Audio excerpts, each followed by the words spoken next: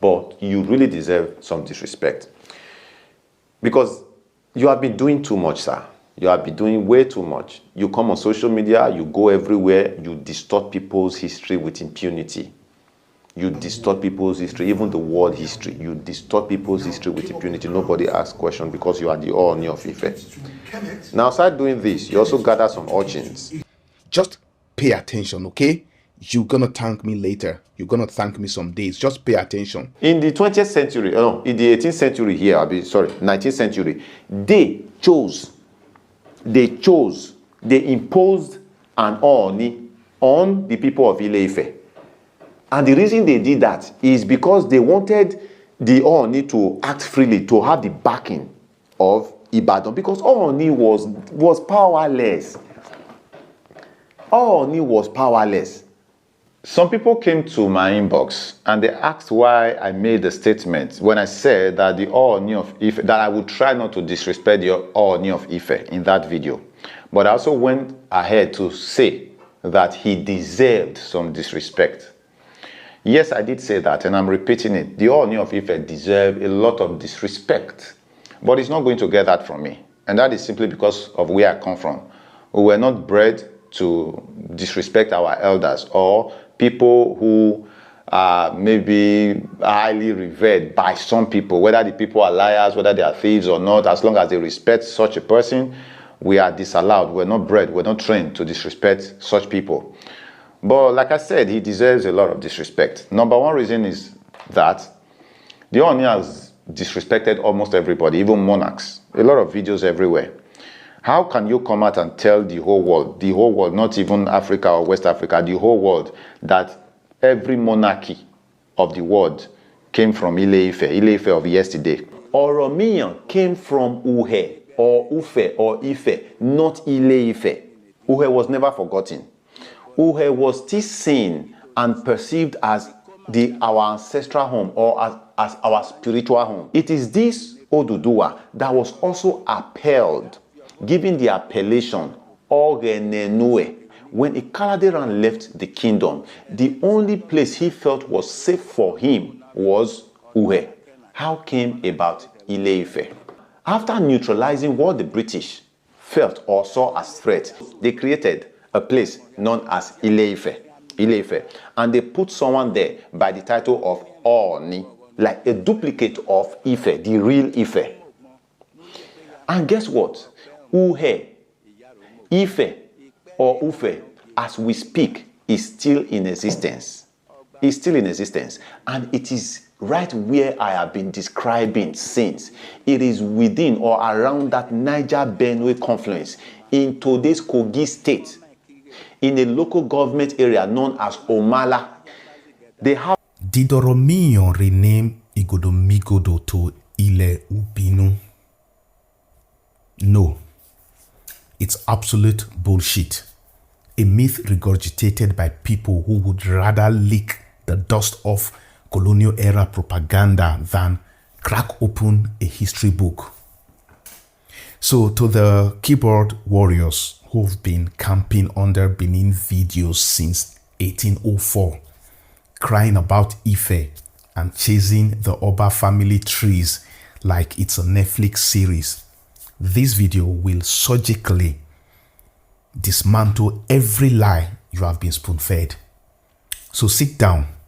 This video is your intervention. Fairy tale that Oromiyan came to Igodomigodo, a land he knew nothing about, couldn't speak the language, couldn't rule, and because of his frustration, he got angry and renamed the place Ubinu or Ile Ibinu, the land of anger, in his so-called Yoruba tongue, or so they say. So from there, we are told Europeans misunderstood this emotional outburst and distorting other people's history, falsifying document, historical document to change other people's history. Now, these people have not been probed. These people went as far as changing the story. They turned Ooni of Ife to Rey de Organa, king of Organa, on the Catalan Atlas. The federal government did not find any need to probe anything. They have made Wikipedia. Wikipedia is now their playground. They have gone there to change almost all the information that concerns most other prominent tribes to suit theirs. Our Ada and Ebe, they have changed it to Ada and Aber or something like that. So many others. They have made Ile Ife. They have made it an empire. You can see here. But the federal government finds no reason whatsoever to probe into this. It is good. They can do the distortion. They are the ones who are licensed to distort other people's history. No other person should talk about their history. Funny enough, these people are some of the people who never talk about their history. You never find a page where they discuss their own history. Instead, they are discussing other people's history, and not in the proper way, but distorting. The truth is not about tribes. The truth is about historical integrity. And that's why I refused to back down. I refused to cower despite all the attacks. What if this claim was completely wrong? Just pay attention, okay? You're gonna thank me later. You're gonna thank me some days. Just pay attention. Looking for wars because Benin has wars. Benin has wars. So now Ife wants wars. They are now claiming that they had wars before, but somehow they were buried in the ground. So they are not digging pits to look for wars. But those are not even bad enough. Now, I want you to see these videos. This is the tragic story of Oba Of Benin. This is the story of the invasion of Benin Empire. Oba of had to run into the bush. He became a fugitive, a refugee in the land where he was king. After nearly 6 months of hiding in a bush, Oba of eventually tired of running and he surrendered himself to the British. Oba begged to surrender in private, but the British said no. The mighty king of the Benin was derobed in public, his crown was removed and he was made to bow to the white man in the presence of his subjects. The people shed tears. This part of their history still haunts them to today. Some noblemen of the empire even committed suicide after this sight. A particular chief called Oba later killed himself by slitting his own throat. When Oba was convinced that he was going to be exiled, he fled into the bush again. Oba was captured a second time. He tried to bribe his way into liberty by offering to show the white men where he had kept his 20 ponchos of palm oil and 500 ivory tusks. These were treasures, but alas, the British had already found out where it was kept. Oba became dejected. That was his last hope and it was now gone. He was tried on several occasions and shipped out of his own land. While he was being shipped, Oba a king of an empire, cried out for help like a peasant, but he was further disgraced by having his mouth tied. Oba was deported to Calabar, where he lived the rest of his life as a commoner. Ilarotimi wrote a play about this. He presented the history just as it happened, including the part when the king was made to remove his crown. The play was titled Ovorami no Gbaisi, but the Beninese frowned at the play. They rejected it because it hurt their pride. And so they commissioned another playwright to write a play to their taste. This playwright was Ahmed Yerima, and he did the good job of presenting them with an edited version of the history. You see, this is just one out of many.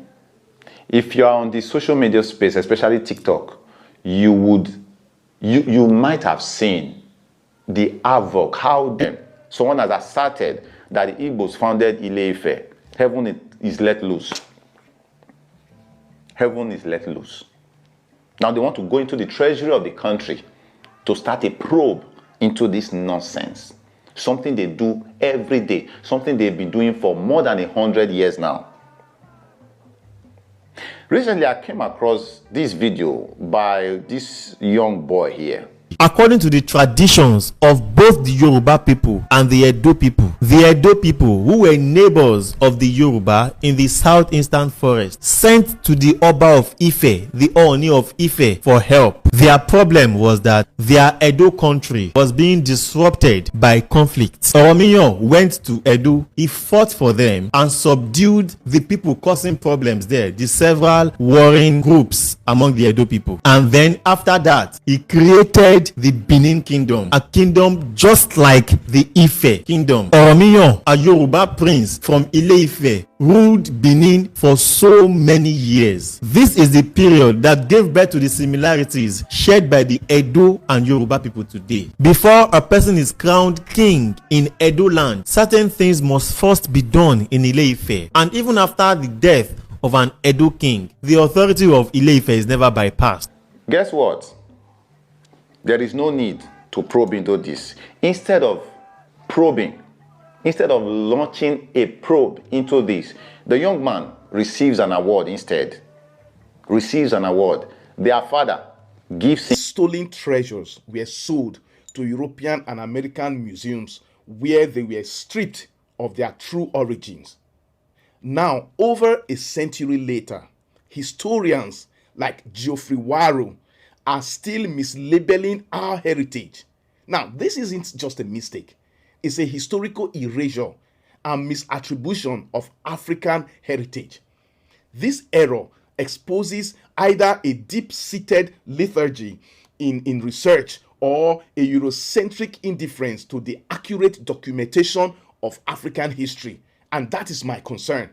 You see, by labeling a Benin artifact as Yoruba, Dr. Waro contributes to the colonial practice of distorting African history and denying rightful ownership of stolen heritage. This isn't just a typo, it's historical vandalism. It is on record. I'm not the one saying this. That is the position of the Ooni, and he was never a king. He was just a priest. He was just a priest. He had problem with the people of Ile-Ife. They rejected him. So when in history was Ile-Ife ever important or powerful? Just pay attention, okay? You're gonna thank me later. You're gonna thank me some days. Just pay attention.